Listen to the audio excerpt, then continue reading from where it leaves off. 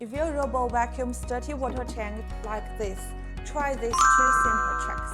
Every time you empty the dirty water tank, you might notice a layer of dirty stuck at the bottom, and it can be pretty hard to scrub off. Before the tank starts collecting dirty water, place a disposable cotton face towel at the bottom.